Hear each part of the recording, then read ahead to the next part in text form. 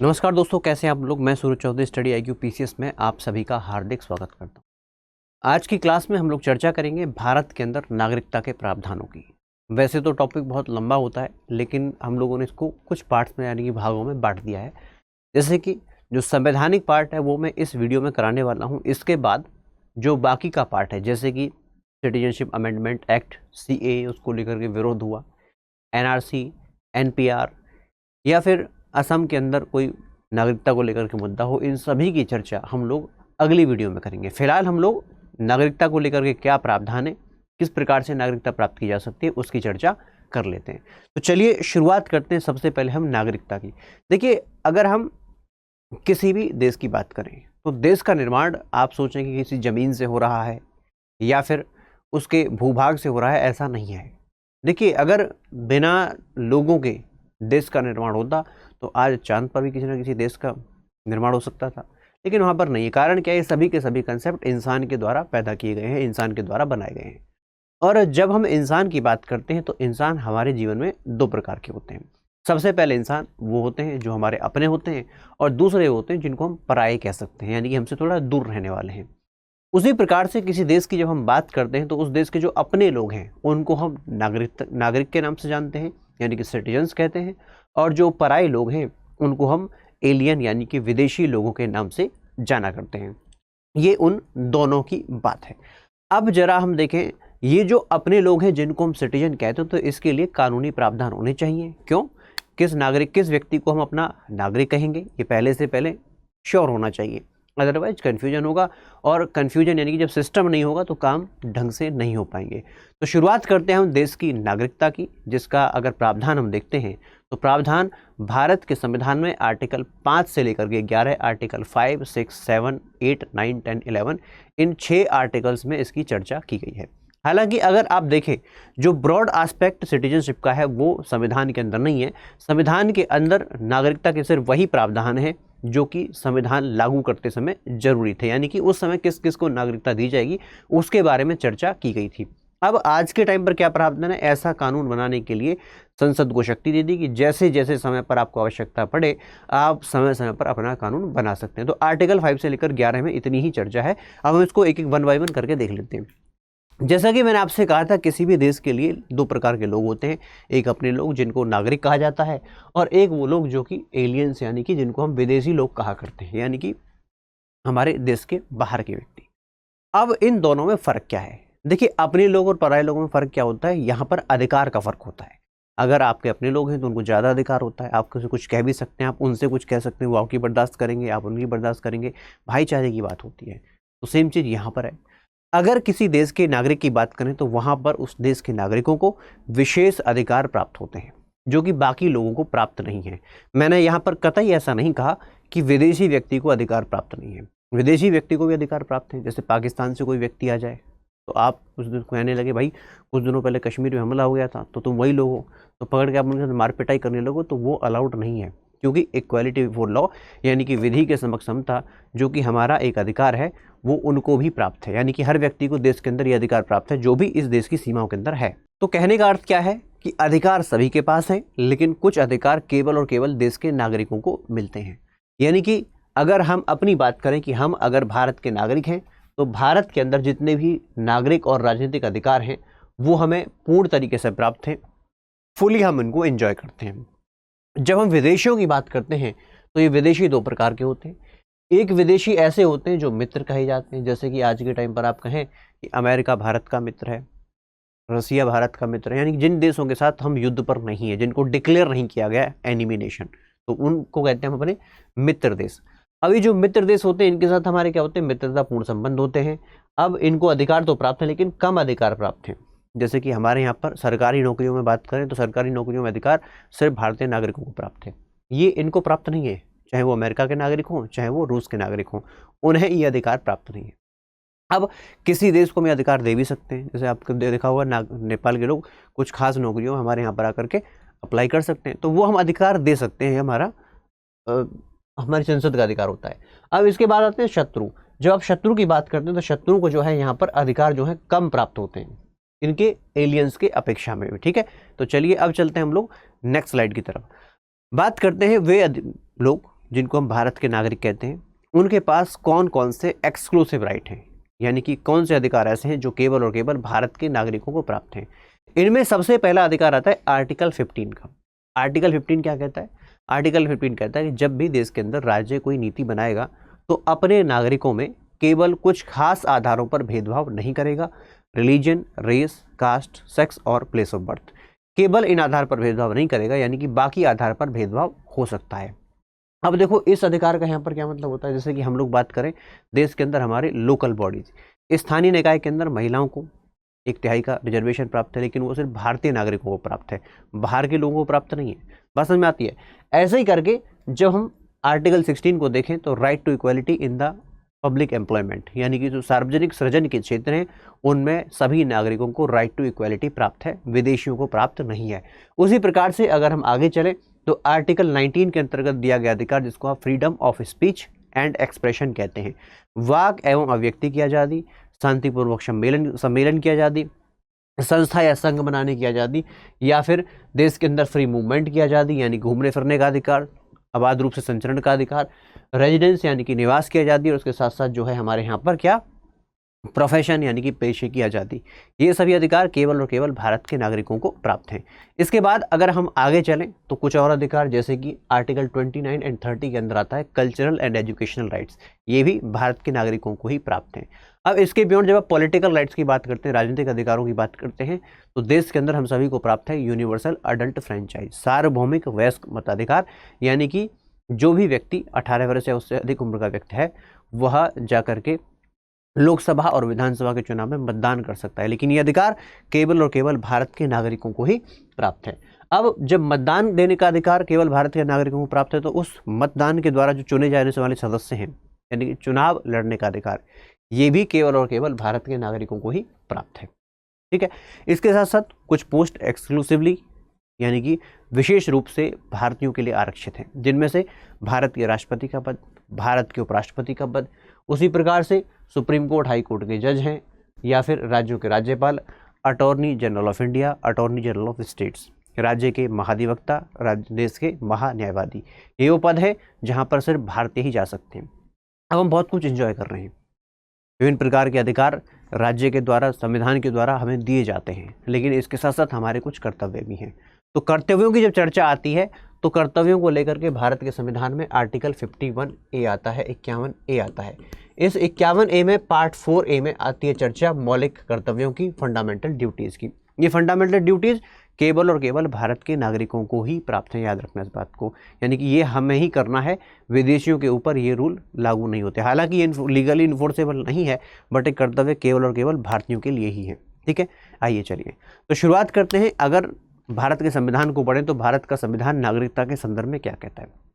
सबसे पहले आर्टिकल 5, 6, 7, 8 ये उस समय की बात करते हैं जब भारत आज़ाद हुआ, तो आज़ादी के समय पर किसको नागरिकता देनी है। जैसे कि आर्टिकल 5 क्या कहता है, आर्टिकल 5 कहता है कि अगर उस समय कोई भारत के अंदर था तो उसे नागरिकता कैसे दी जाए। तो यहाँ पर कंडीशंस रखी गई और क्या शर्तें थी कि उस समय पर वो भारत का मूल निवासी हो, डोमिसाइल उसका भारत के अंदर हो, पहली कंडीशन तो ये है। और दूसरा, इनमें से कुछ भी सेटिस्फाई कर दे। दूसरा क्या है, या तो वो भारत के अंदर पैदा हुआ हो, नहीं तो अगर भारत उसके वो नहीं तो उसके माता पिता में से कोई एक पैदा हुआ हो, और ये भी नहीं है तो जब संविधान लागू हुआ है, संविधान लागू होने से 5 वर्ष से पहले वो भारत के अंदर रह रहा हो। कहने का मतलब जो उस समय पर भारत के अंदर था उसको नागरिकता दे दी गई थी। ये आर्टिकल 5। आर्टिकल 6 क्या कहता है, आर्टिकल 6 कहता है कि जो लोग पाकिस्तान से भारत आए, और इसमें कौन, वे उसके माता पिता या उसके दादा दादी अनडिवाइडेड, यानी कि आज के टाइम पर भारत, बांग्लादेश, पाकिस्तान इसमें कहीं पैदा हुए हों, पूरे क्षेत्र में कहीं पैदा हुए हों और भारत आ गए। तो शुरुआत में जो भारत आ रहे थे सबको नागरिकता मिल रही थी, लेकिन वो परमिट सिस्टम लेकर के आए, तो फिर क्या किया गया, एक तारीख तय की गई, और वो तारीख थी 19 जुलाई 1948 की। तो इससे पहले जो भी आया उसको तो बिना पूछे नागरिकता मिल गई। इसके बाद जो भी आया तो उसके लिए प्रावधान ये था कि आप नाम लिखवा दीजिए, तो रजिस्टर में नाम नोट हो जाता था और उसको कहते थे रजिस्ट्रेशन, पंजीकरण। तो पंजीकरण के जब आपने पंजीकरण किया उसके 6 महीने बाद जो है आपको नागरिकता मिल जाती थी। तो ये कुछ ज़्यादा अपने को रट्टा नहीं लगाना, याद नहीं करना है।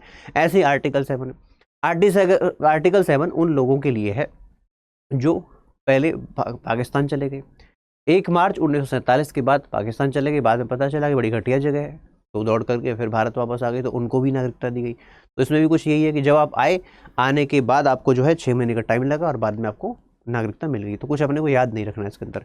ऐसे ही आर्टिकल 8, अब ये तो उन लोगों के लिए था जो भारत के अंदर रह रहे थे, भारत कहे या फिर अनडिवाइडेड इंडिया के अंदर रह रहे थे, उनको नागरिकता देने का प्रावधान था।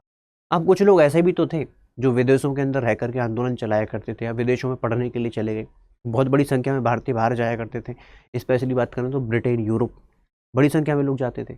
तो उनके लिए क्या प्रावधान था? तो उनके लिए प्रावधान ये था कि भाई करना क्या है कि आपको जाकर के जो भी आपका नीचे नियरेस्ट काउंसलेट है या भारतीय अधिकारी हैं विदेशों के अंदर, उनको जाकर के बता देना, आपको नागरिकता मिल जाएगी। तो ये उसके संबंध में प्रावधान। बस आप इनकी हेडिंग जरूर याद रख लेना कि किसके अंदर क्या प्रावधान दिया गया है। उसके बाद आता है आर्टिकल 9, जो आपको याद रखने वाली बात है। ये क्या कहता है? ये कहता है कि अगर देश के अंदर हमारा कोई नागरिक है और वो नागरिक हमारी देश की नागरिकता को छोड़ करके दूसरे देश की नागरिकता को लेना पसंद करता है, मतलब क्या है, दूसरे देश की नागरिकता को अगर भारतीय नागरिक एक्वायर करता है, अधिग्रहण करता है, तो उसकी भारतीय नागरिकता चली जाएगी। बात सिंपल सी है। इसके बाद नेक्स्ट अगर हम देखें आर्टिकल 10, आर्टिकल 10 कहता है कि अगर किसी भारतीय की नागरिकता की बात करें, कब तक वो भारत का नागरिक रह सकता है? जब तक कि वो संसद के बनाए गए किसी कानून का उल्लंघन नहीं करता। ये भी प्रावधान किसके हाथ में? संसद के हाथ में। अब ध्यान रखिएगा, आर्टिकल 11 बड़ा इंपॉर्टेंट है। आर्टिकल 11 कहता है कि देश के अंदर अगर हमें नागरिकता के अधिकार को लेकर कोई कानून बनाया जाना है तो वो कानून देश की संसद बना सकती है। आप देखेंगे कि शुरुआत के 4 आर्टिकल में नागरिकता के संबंध में प्रावधान बनाए गए और उसके बाद सभी अधिकार देश की संसद को दिए गए कि आप इसको रेगुलेट करें। और संसद ने इस अधिकार का फायदा उठाया और आज तक हम इसको आगे लेकर के चल रहे हैं, क्योंकि नागरिकता एक ऐसा विषय है जिसको आप कभी ये नहीं कह सकते कि एक पॉइंट पर आप डिफाइन कर दें किसको नागरिक होना चाहिए। जैसे जैसे समय बदलता है, समय के अनुसार हम शर्तें भी बदल देते हैं। तो देश की संसद ने क्या किया? देश की संसद ने एक अधिनियम जिसको हम नागरिकता अधिनियम 1955 सिटीजनशिप एक्ट 1955 बनाया और वो आज भी लागू है।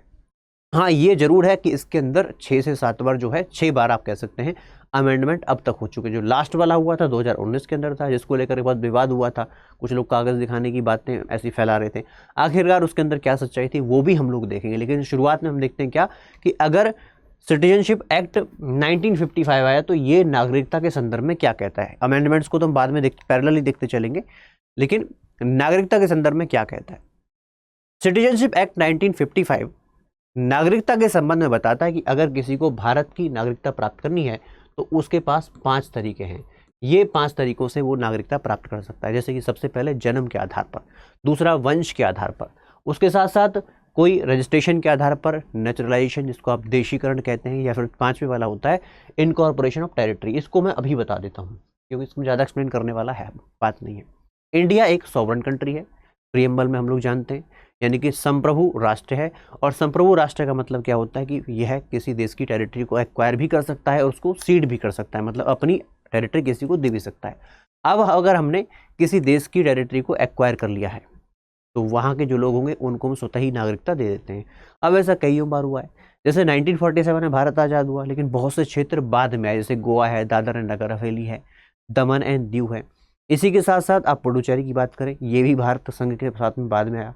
सिक्किम भारतीय संघ के साथ बाद में। तो जैसे ही कोई टेरिटरी आती है, हालांकि सिक्किम को हमने एक्वायर नहीं किया था, लेकिन एग्जांपल मैंने दे दिया, तो कोई भी टेरिटरी भारत का अगर हिस्सा बनती है तो वहाँ के देश के, वहाँ के क्षेत्र के लोगों को हम नागरिकता दे दिया करते हैं। तो उसको आप कहते हैं इनकॉर्पोरेशन ऑफ टेरिटरी। कोई भी टेरिटरी अगर हम अपने संघ के अंदर लेते हैं, ठीक है भाई। चलिए अब इसके बाद चलते हैं हम लोग, इनको 1 बाय 1 देख लेते हैं क्या है कहानी। जैसे कि सबसे पहले यहाँ पर सेक्शंस भी डिफाइन किए गए। वैसे तो सेक्शन पूछता नहीं एग्जाम के अंदर, बट फिर भी पता होना चाहिए।